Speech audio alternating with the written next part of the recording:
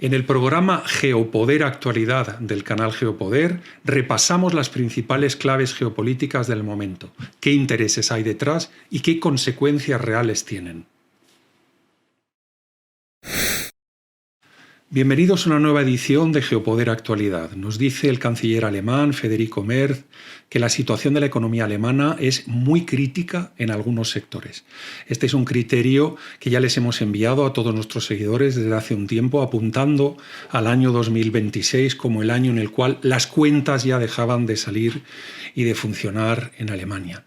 De hecho, es normal que el señor Merz diga esto porque, claro, hay una preocupación en su partido, la CDU, por el sorpaso, como dicen los periodistas, que se ha producido en los sondeos electorales alemanes, con una alternativa por Alemania, las siglas que ya conocen ustedes de AfD, que tiene un 27% de intención de voto, y la CDU, CSU, los demócratas cristianos alemanes, que están en un 24%. Desde luego el señor Merz, claro, ahora mismo parece que se lleva las manos a la cabeza, pero la mayor parte de expertos y analistas económicos pues conocen desde hace mucho tiempo que el año 2026 pues será la frontera entre una situación mala pero pasable y una situación verdaderamente mala, ¿no? Desde luego ha habido muchas decisiones políticas, muchas decisiones económicas en tantos ámbitos, ¿no? También el ámbito legal, pues podríamos hablar de industria, de energía, de infraestructura de transportes, de inmigración, de burocracia, de defensa, donde las decisiones que han ido tomando los mandatarios alemanes han sido muy cuestionables desde hace mucho tiempo. Como paradigma les hemos presentado siempre esas inversiones brutales de una cantidad tan tremenda, ¿no? De las tres grandes empresas de automoción alemanas en China, con la idea que tenían en aquel momento de fabricar los coches eléctricos en China para venderlos a precios europeos en Europa, y al mismo tiempo, pues en paralelo, se ha producido un fenómeno de importación de coches eléctricos directamente de marcas chinas, pues que digamos pues se ha cargado esta estrategia de futuro que tenían en la cabeza pues empresas como la Mercedes, la BMW, la Volkswagen.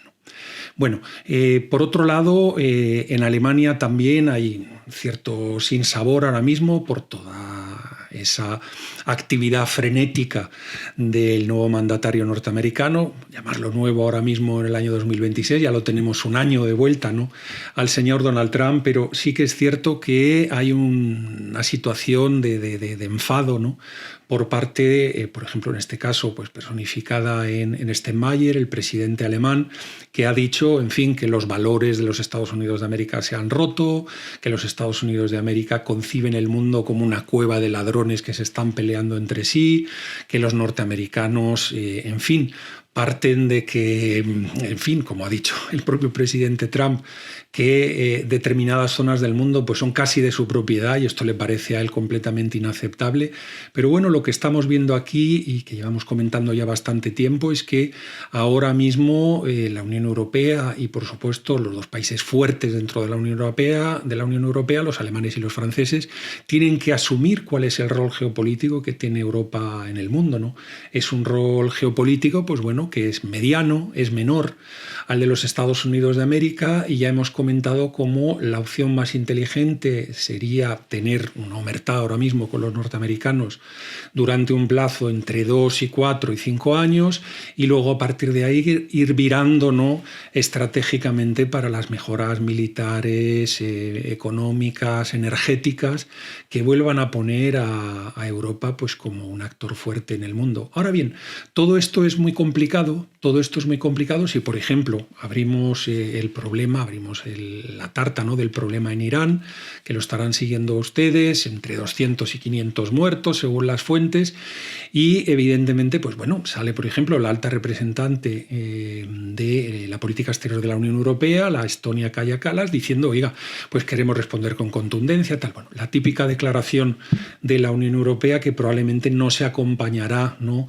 de una fuerza que le pudiera dar miedo al régimen iraní o que le pudiera impresionar al régimen iraní, más allá de algunas sanciones a intereses iraníes en Europa o similar. Pero lo que yo quiero destacar aquí no es esto, sino lo que quiero destacar es que en ese mismo momento los alemanes junto a los británicos, el señor Merz y el señor Starmer, firmaron un comunicado conjunto en contra del régimen iraní y solicitando, en fin, que se tenga más respeto por la población civil y que se les deje manifestarse democráticamente, etcétera, ¿no? Entonces, ustedes tienen que entender que, claro, la percepción que a partir de ahí cogen las potencias regionales geopolíticas que en el mundo son, como pueden ser, por ejemplo, los iraníes, ellos el mensaje que reciben es, o sea, ¿me condena la Unión Europea o me condena Alemania? ¿O me condenan los dos al tiempo? ¿O me están condenando los alemanes junto a los británicos? Pero si yo tuviera un problema, ¿con quién tendría el problema?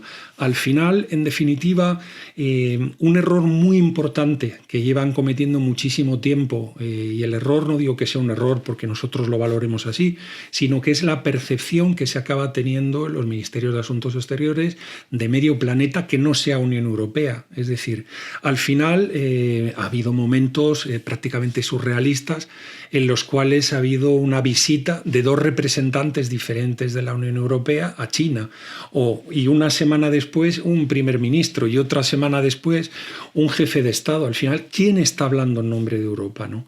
Desde luego, lo que nos dicen siempre las personas bien pensadas, ¿no? Nos dicen, hombre, tendríamos mucha más fuerza si trabajáramos a una y hubiera una sola voz.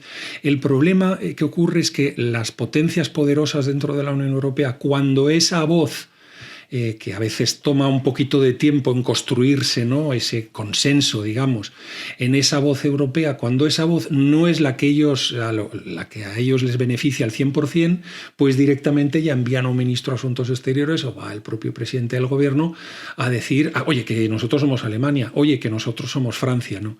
Entonces esto pues genera evidentemente pues una confusión que, en cuanto el país con el que estamos hablando no vive la confusión, sino que vive en una buena comprensión de la realidad geopolítica, podemos hablar de una Rusia, podemos hablar de una China, de una India, de un propio Irán, pues claro, en ese momento dicen, bueno, los europeos quejándose, los europeos haciendo sus ataques en redes sociales, pero no ataques que se puedan traducir en la realidad, porque fíjate cómo vienen divididos a golpearme, ¿no?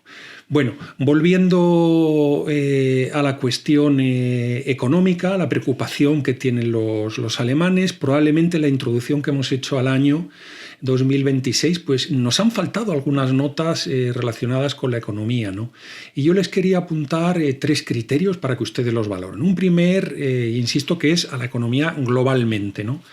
Un primer criterio importante, la deuda pública, ahora mismo pues el instrumento que parece ya ser la única salida que tienen los alemanes para seguir funcionando, lo hemos dicho nosotros de broma, ¿no? En un titular así un poco coloquial, de Alemania se ha convertido en Francia, ¿no? Bueno, la deuda pública ahora mismo no hay inversores institucionales que la compren.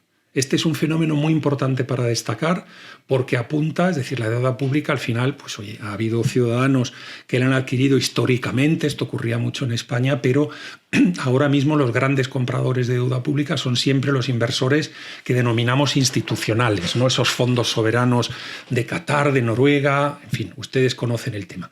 Ahora mismo los inversores institucionales se han salido de la deuda pública. Con lo cual esto nos puede anunciar problemas y quizá el final de un ciclo, ¿no? En el cual los gobiernos, en cuanto las cosas se han puesto un poco complicadas, han trabajado rápidamente con la deuda pública. Este es un primer criterio que les envío.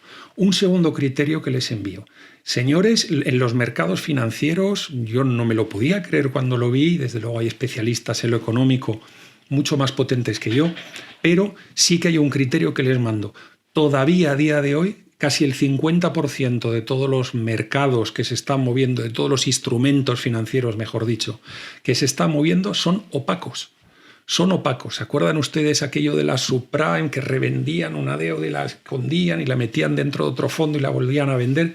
Ahora mismo estamos en unas circunstancias similares que ya anunciábamos a toda nuestra audiencia, ¿no? Que nos preocupaba pues algún movimiento legislativo de la Unión Europea para bancos regionales, donde pues en fin se abría la mano a no tener suficiente coeficiente de reserva, o por lo menos el clásico, para que se pudieran endeudar y vivir con más alegría, perdónenme la expresión coloquial, los bancos regionales en la Unión Europea. Todo esto nos ha preocupado y ahora descubrimos de que el 50% del mercado es un mercado opaco donde se están empaquetando deudas y líos de estos como los que nos ocurrieron en su momento, y lo recordarán ustedes, en el año 2008. Tercer criterio que les envío, la burbuja de la inteligencia artificial. Me atrevo a decirles que este será el año, no diré que pinche al 100%, pero donde se va a volver a un cierto tono de normalidad, no de vivir en expectativas alucinantes de crecimiento continuo, sin posibilidad de marcha atrás, ¿no? Con la cuestión de la inteligencia artificial. La inteligencia artificial evidentemente está teniendo un impacto, va a hacer que muchos trabajos en el mundo, por ejemplo, de lo que llaman el IT, ¿no? Las tecnologías de la información, el mundo de los informáticos, bueno, va a hacer muchos trabajos innecesarios.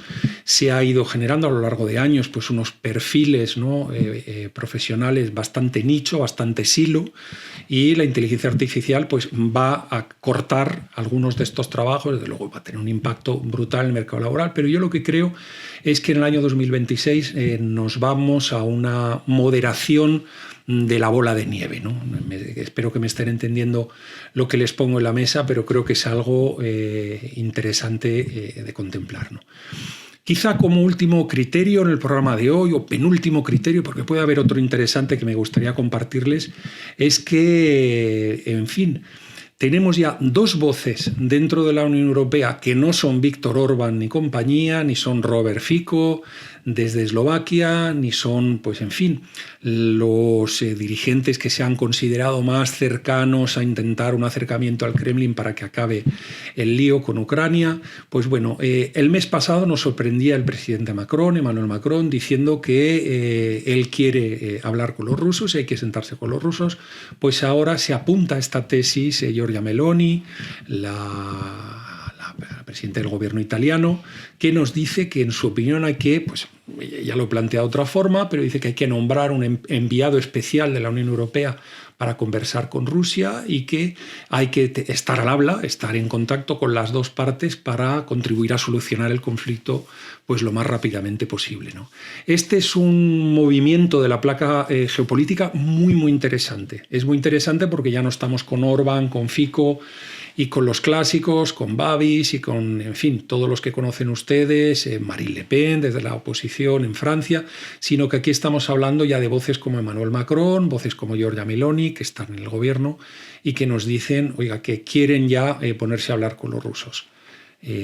Estarán ustedes entendiendo cómo esto significa e implica que estamos pasando a una nueva fase en el conflicto, que también lo hemos anunciado, que en el año 2026 pues acabará por lo menos del modo en el que lo estamos teniendo ahora, ¿no? Con tantos muertos y con tanto bombardeo, etcétera, ¿no? Va a quedar ahí una suerte de conflicto perenne, pero sí se quiere llegar a una solución. Los 60 días, ¿no? Que lo hemos comentado también muchas veces, que le dieron los Estados Unidos de América a los rusos ya se cumplieron, y ahora mismo, pues bueno, se están dando cuenta los mismísimos dirigentes europeos que ahora mismo pues lo único que cabe es el diálogo con Rusia, y eso es lo que hay. Y eso es lo que hay. Estados Unidos, pues bueno, ya hemos comentado tantas veces cómo consideramos muy desafortunado cualquier análisis de geopolítica que sencillamente sea maniqueísta y que tilde a uno de los actores como ilógico, irracional, estúpido, loco, y este tipo de expresiones que escuchamos habitualmente dirigidas al mandatario norteamericano Donald Trump. De hecho, me he encontrado con un analista al que yo le tenía mucho respeto, ahora un pequeño paréntesis casi de broma, que ha decidido denominarlo a partir de ahora Donícula, de Donald Trump y de Calígula, ¿no? Mezcla Donald Trump con Calígula y dice Donícula, ya lo llama así, ¿no? En fin, se llega a momentos de locura donde se habla de una dictadura global de los Estados Unidos de América. Bueno, nosotros ya hemos comentado el perfil, ¿no? Del presidente norteamericano. Es un perfil de promotor inmobiliario, siempre con posiciones maximalistas, muy impulsivo. Tiene una manera de negociar que empieza por el peor escenario para el adversario y luego pues se va moderando poco a poco, ¿no? Y bueno, esto es el método Trump, y lo que desde luego ya hemos expuesto y no vamos a tratar hoy con fruición, ¿no? Es la cuestión de que los norteamericanos quieren seguir ejerciendo del hegemón del mundo, del policía mundial, pero quieren que esto sea a un coste muy diferente y encima con ellos marcando, ¿no?, dónde se produce o no se producen, ¿no?, los servicios y productos que compran los norteamericanos y que comercian los norteamericanos con sus aliados por el mundo, ¿no? Ha habido un golpe, este es el último criterio, con esa salida de 66 organizaciones internacionales por parte de Estados Unidos, 31 de ellas ligadas a las Naciones Unidas. Y bueno, el mundo ya les hemos contado cómo lo vemos en el año 2026. Es un mundo donde el hegemón pues está poniéndose duro, poniéndose fuerte, y todo esto se va a acentuar notablemente a lo largo de las próximas fechas. Hasta aquí el programa de hoy, que ya saben que ni utilizamos teleprompter, ni hacemos varios tomas para juntar nuestras opiniones y montar un programa que parezca de productora de cine, pero estos son los criterios que les hemos traído y bueno, hasta una nueva edición de Geopoder Actualidad. Un abrazo para todos.